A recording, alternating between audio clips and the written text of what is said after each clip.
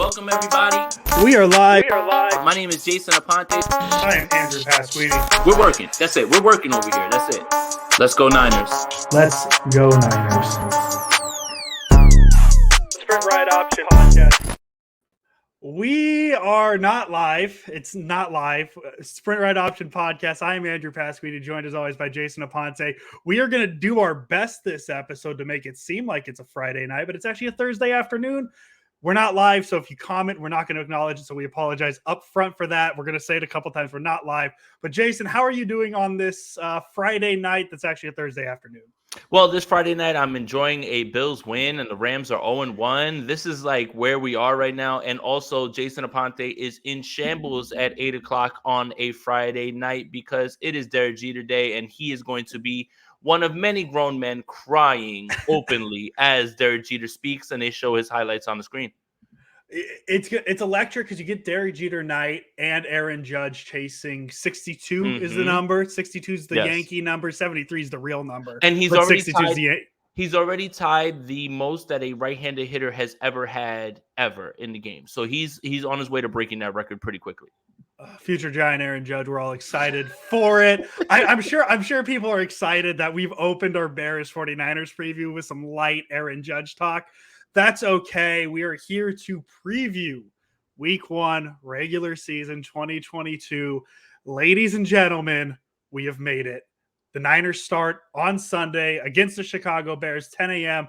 And I was thinking to myself last night, well, maybe not sober. I was a little, not sober, Jason. And I was thinking to myself, I think the one thing I'm going to miss about the live audience just for this episode, I want to know if anybody is going to ask how many snaps Jimmy Garoppolo is going to get on Sunday, like we got last year, the first 8 weeks of the season of, hey, how many snaps is Trey Lance going to get today? What do you guys think?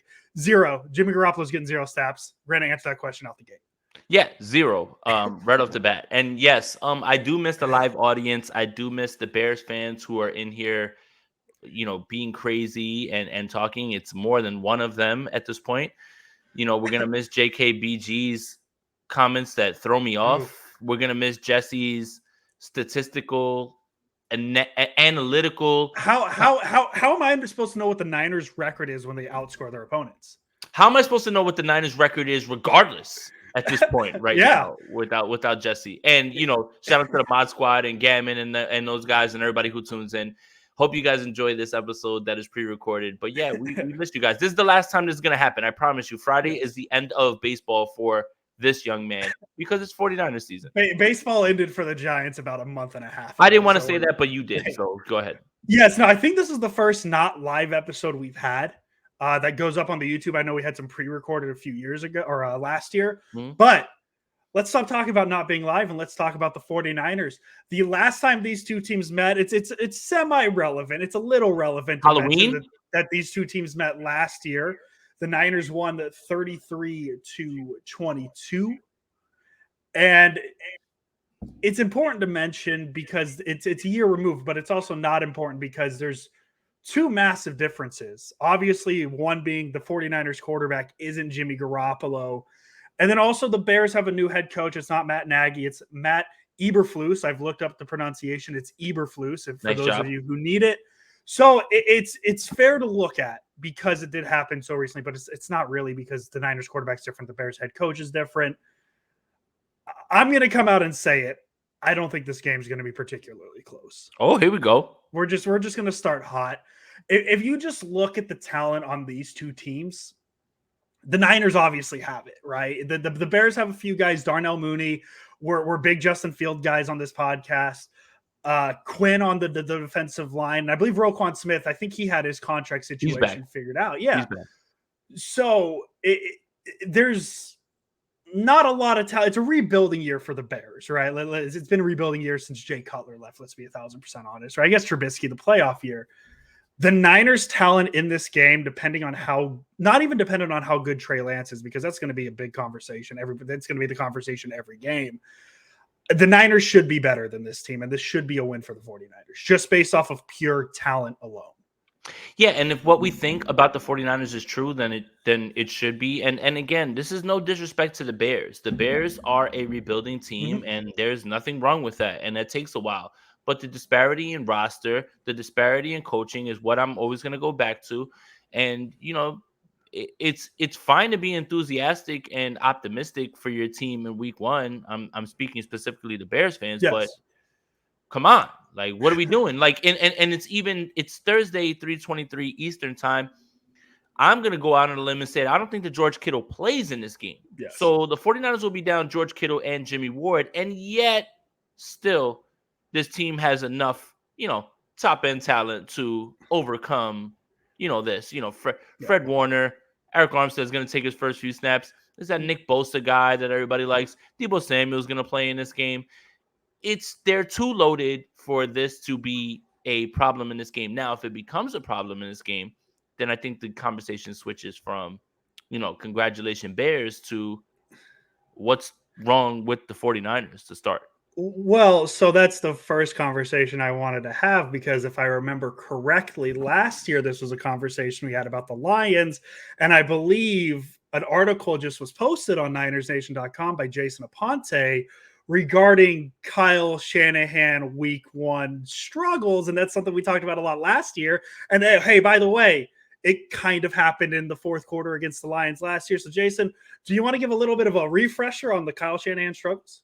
Yeah, so obviously my article was a little bit long in Yes. that way, where it had to be broken up into offensive coordinator and head coach, because offensive coordinator can only focus on the offense, right? They have Yes. no sort of dictation on like what happens with the defense. When you're a head coach, you are in charge of personnel. Things are different. So I made sure to split it both ways and to make sure that I contextualize that some of the things that go on and why that team lost the game has a little to do with the offense, but there's a larger thing going on. The team may not be loaded. Their defense is bad. The other team that they face is actually really good at football. Like, Yeah. those are the things that you really want to talk about. But it's really strange when you correlate both of those times. Literally, the numbers are identical when it comes to points per game, yards per game. What really sticks out to me, turnovers per game and penalties per game. So, look, it seems like, and there's no correlation to how Kyle Shanahan has started as an offensive coordinator or as a head coach to how his team ends, right? Yes. Let me explain. He's won games in opening week. That team has gone on to not make the playoffs. They've lost in week one, gone on to make the Super Bowl. Like it's there's no correlation between it, but what the correlation is that it seems that it takes this offense a little while for whatever reason in Houston, Atlanta, Cleveland, San Francisco, everywhere that he's been, takes him a little while to click. And it doesn't necessarily happen in week one. You can struggle in week one offensively and still win the game, but it is something to point out that it is a bit of a track record and a trend that cannot be ignored. So that's the long and short of it, pretty much. Yeah, and you mentioned it not necessarily mattering because the Niners had a very slow start to the season last year. They started what 3-5, and they make the NFC Championship game. I mean, it was such a slow start that if you remember, Jason Aponte once said that the season is over, and what's going to happen, right? And they obviously made the playoffs. But you mentioned the slow start to the offense specifically, and I mean, Jimmy Garoppolo last year had a 314-yard passing game against the Lions, and obviously it's the Lions, right? You don't know, but 21 first downs to 31 first downs. They ran 30 fewer plays than the Lions as well, and I know a lot of that gets a little weird, with especially how that game ended. Mm-hmm. But you got to remember too. You remember what the first play of the Niners offseason was last year? Yes.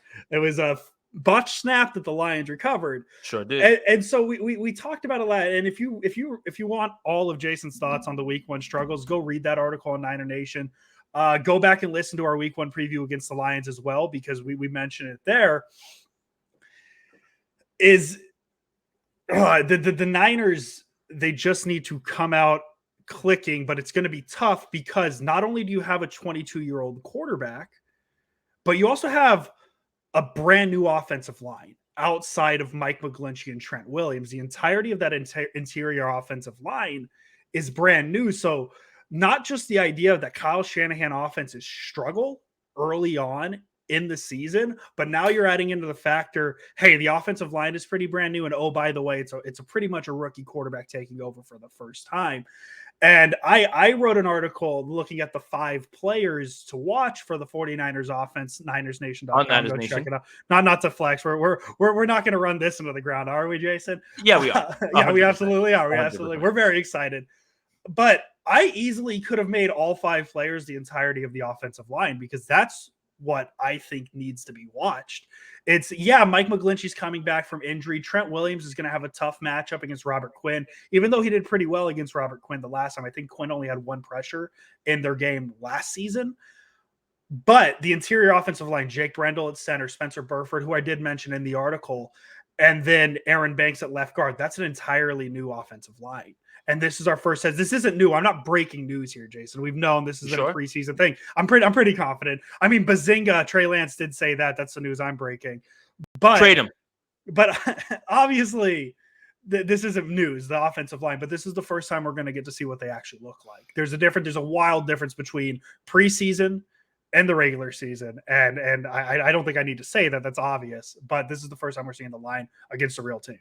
Yeah, your 2 question marks going into the season for the 49ers are going to be offensive line and quarterback.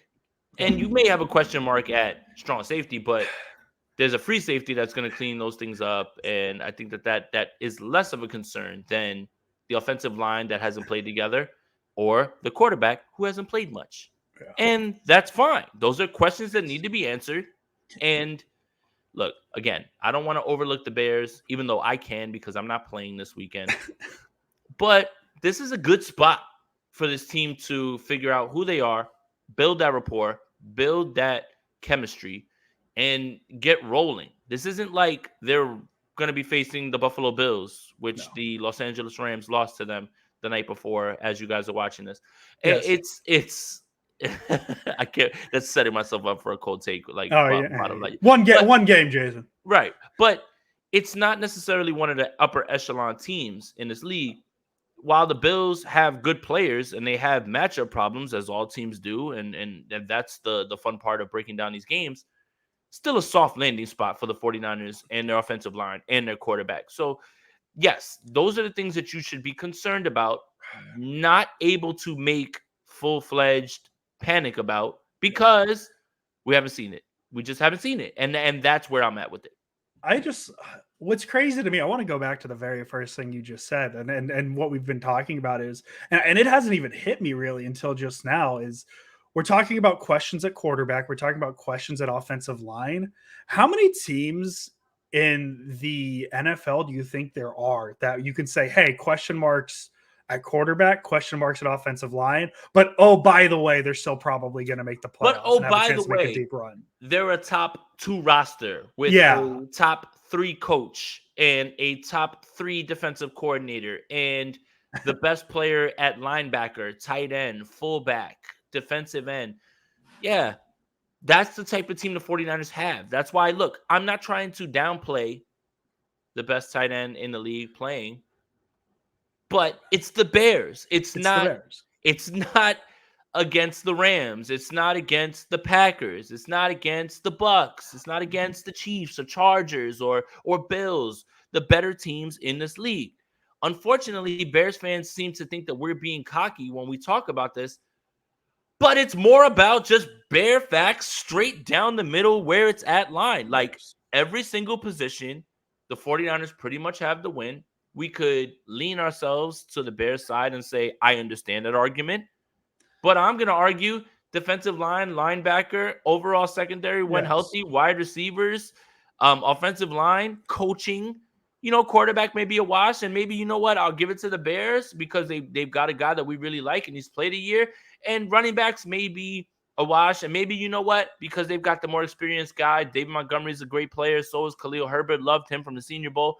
Maybe we'll give them that. But being down the middle, there's not many places that the Bears are better than the 49ers. No. And the question, if the 49ers do not finish this game off with a win, will less be about how good are the Bears and what's wrong with the 49ers and where did they go wrong. And that's not being disrespectful to the Bears. The Bears are rebuilding at this point. They just are. And if you don't believe that as a Bears fan, because I know you're going to be watching, if you don't believe that, then I would ask you to do some self-evaluating. I would go sit by a pond.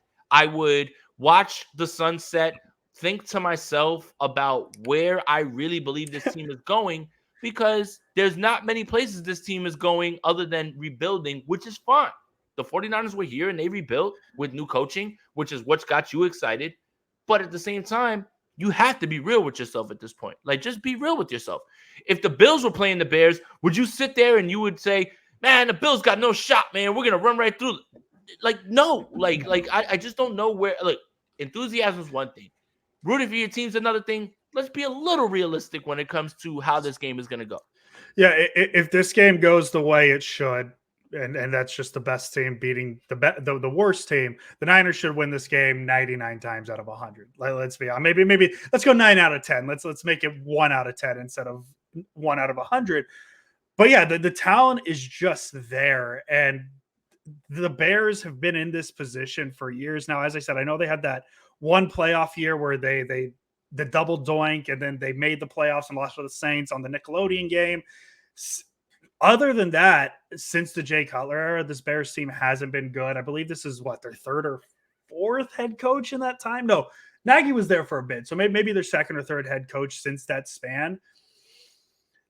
Once again, this should be a very easy game for the Niners. I think the name I'm most intrigued to see, just to make a hard left turn here, Jason, I want to get your opinion on it because I know you're excited for this name. How do you think Jordan Mason's going to be used? Because I obviously, Elijah Mitchell, we know what the running back room looks like, but Jordan Mason, in my opinion, is such an interesting thing because Kyle Shanahan doesn't accidentally let people make the roster, right? You and sure? That's fair. Hi, Jalen Hurd. How you doing? But Jordan Mason, he not only makes the initial 53, but in a situation where it's real easy to say, yeah, we can cut this guy for the offensive guard we signed, they decided to cut Trey Sermon. And that tells me that this Jordan Mason thing is more than just a roster spot. And maybe there is smoke to the fire that Jason Aponte set way back in July when camp started. What do you see Jordan Mason doing in this game realistically?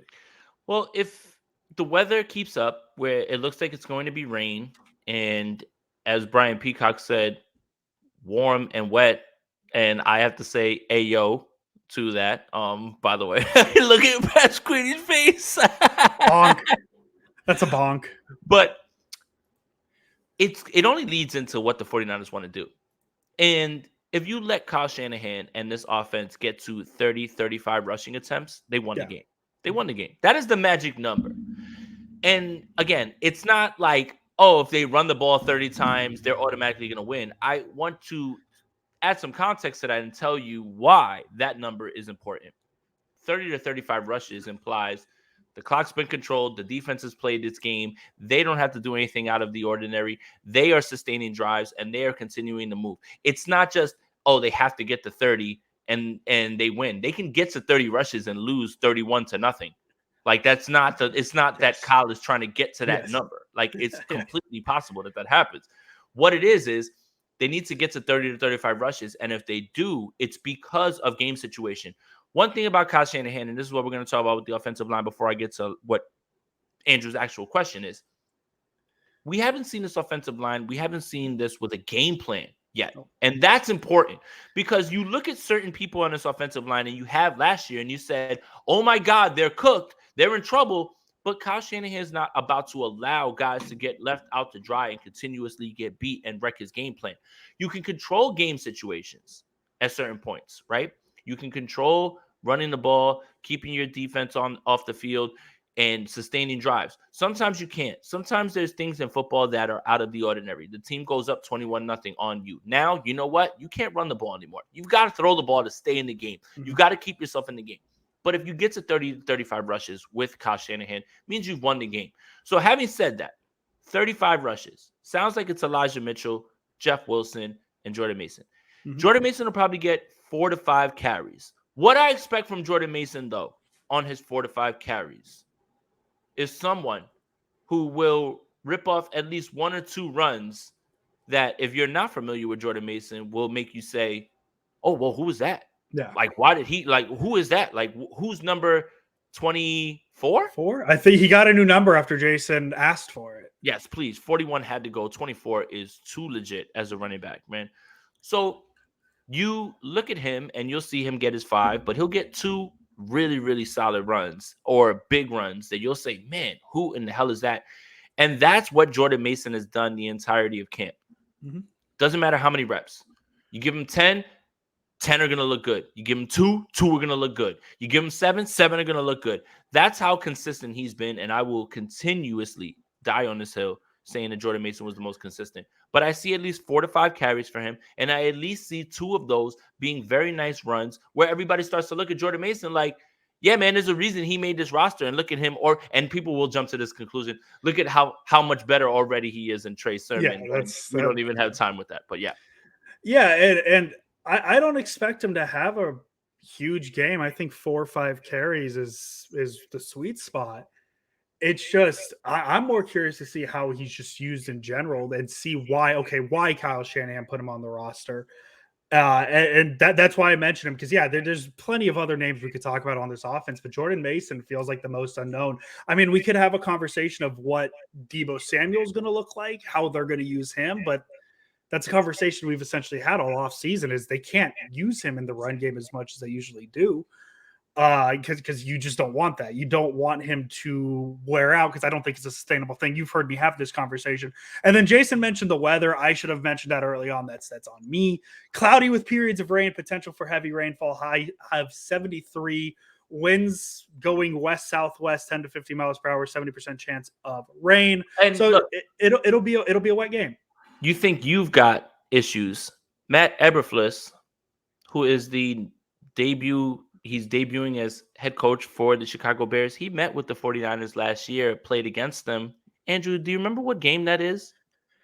He was with the Colts, which means it was a rainy day in Santa Clara, which we could absolutely use. I'm using this corner of the internet now to complain that we've had 4 consecutive days of 110-degree weather in Sacramento, so I could use this rain. Okay, I got off my soapbox now. So, and also, by the way, someone who's on the East Coast and deals with this nearly for an entire summer.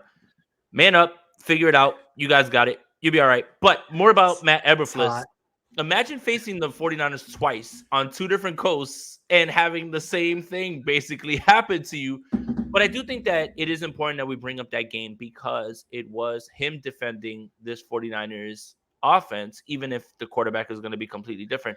He does have his experience. Yeah. And the game's similarly gonna be a little bit rainy. So I think early on in that game, I think what everybody remembers is the run game was working very well, man. Elijah Mitchell went right down. They scored immediately, looked good. Carson Wentz got all of his yards on some defensive pass interference calls and things like that. So at least he has that experience with this offense, and he does that, but at the same time, I would argue the Colts defense is far more equipped. Shaquille Leonard, DeForest Buckner. Yeah.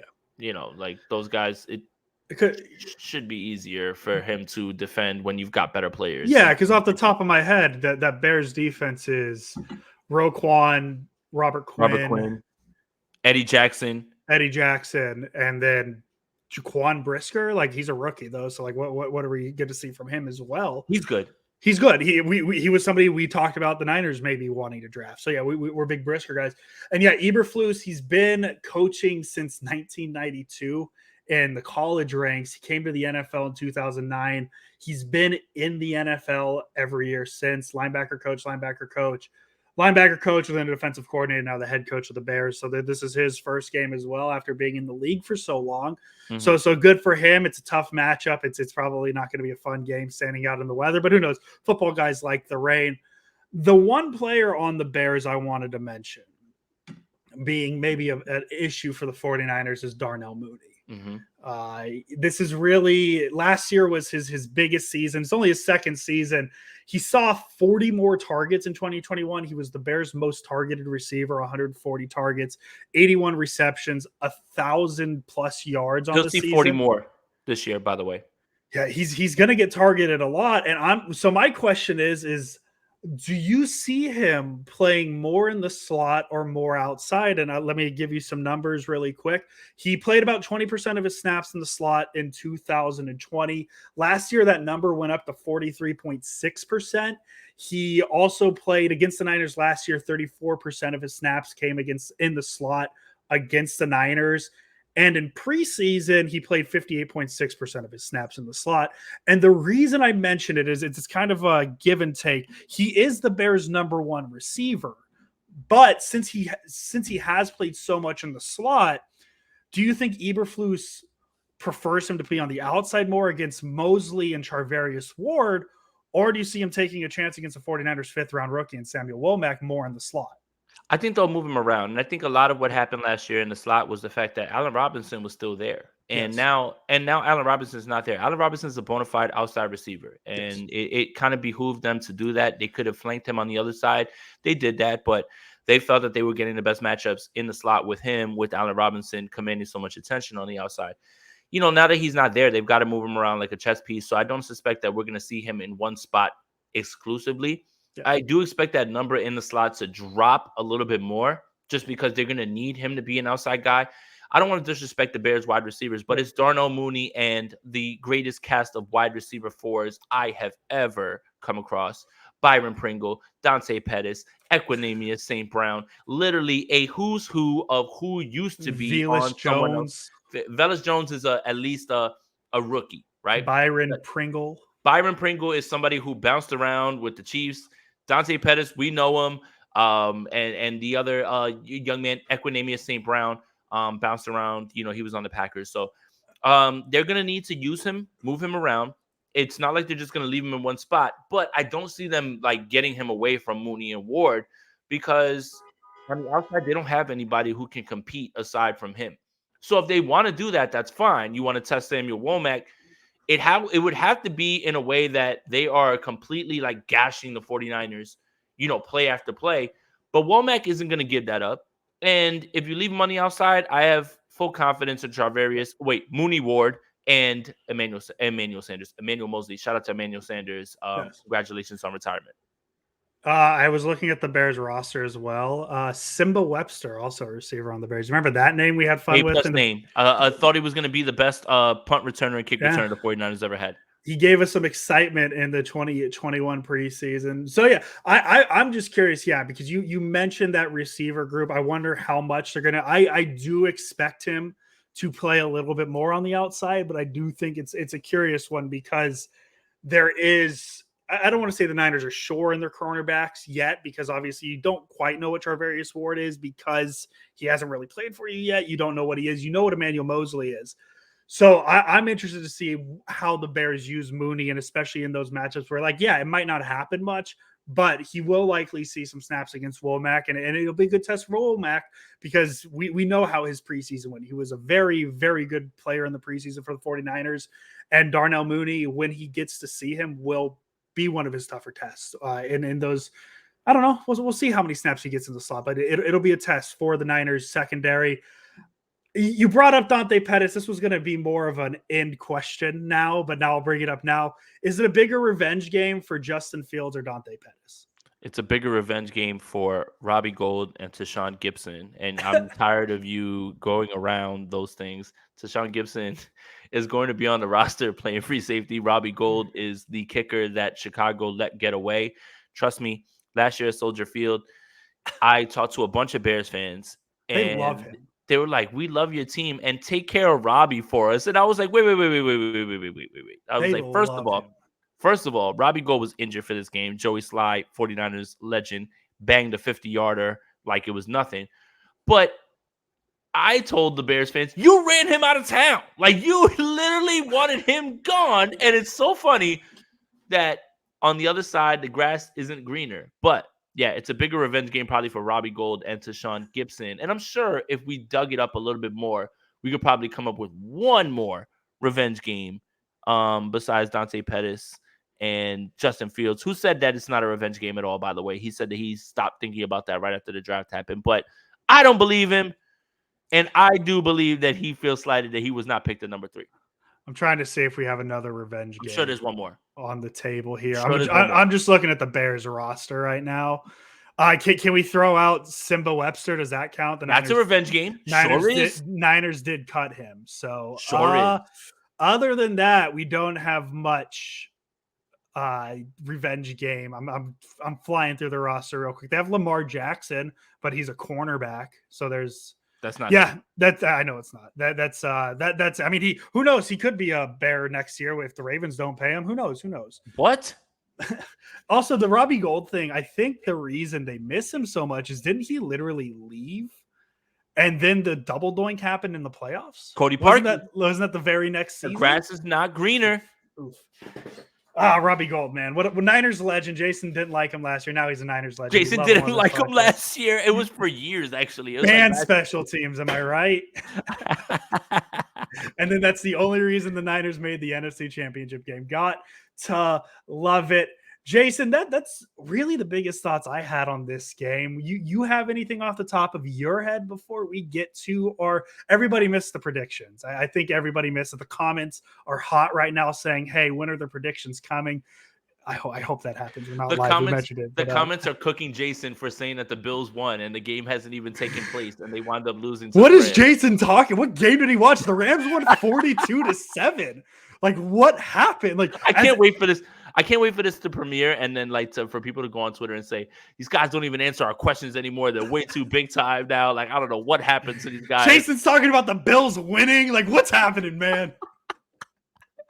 No, look, I don't really have too much to add. I think this is a good episode. I think we should just get straight to the predictions and keep everybody moving on this Friday night on a Thursday. Yeah, I mean, just for funsies. Just for funsies, let's throw it out now. Bills Rams final score, just real quick. Let's see how close we get. The Bills won 27-24. I'm gonna go Bills 35, Rams 24. I love it. Make sure all those touchdowns go to Gabe Davis and Isaiah McKenzie, please. There we go. All right, now let's get to the real prediction. The 49ers beat the Bears 33-22 last season. I don't even think it's gonna be that close. I'm gonna go. I was going to say 35, but I just used that number on my Bills pick. I don't know why I burned the number I was going to use for the Niners. So I'll go 31-14. Okay, I'm going to go 27-13. I think the rain is going to curtail any sort of throws that Kyle wants to have, but they're still going to get to that 30-35 magic mark of controlling the ball, and they're going to win. So, yeah, 27-13. I just have a tough time figuring out how the Bears are going to generate this offense when the 49ers defense is going to be largely healthy and DeMeco Ryans is still the defensive coordinator last time I checked. So, yeah. Yeah. And obviously we don't have to worry about the Niners throwing the ball too much because if they can't throw the ball because of the rain, Shanahan's just going to pull out that sick-ass triple option they've been practicing. Andrew, can I drop a quick stat too that also came from the Niners Nation article? Drop it. Okay. Robert Griffin III's rookie year, in which he was the offensive rookie of the year, they were 26th in the league in passing attempts. Matt Ryan's MVP year, in which the Atlanta Falcons made the Super Bowl, they were 26th in the league in passing attempts. They were 3rd in the league in passing yards. 2019, the 49ers were 29th in the league in passing attempts, made the Super Bowl. 2021, the 49ers were 29th in passing attempts, nearly made the Super Bowl. Are you starting to figure out what really goes on? I'm tired of people telling me that they want this Kyle Shanahan offense and Kyle wants to get back to airing it out and throw. No, he doesn't. People are going to be really shook when Trey Lance is used as a mobile Jimmy Garoppolo this season. I don't think they're ready for it. And on it, like this isn't even me talking down on Niners Twitter. I'm very excited about it because I feel like a lot of the thought has been Trey Lance is just automatically going to, and we hope he is.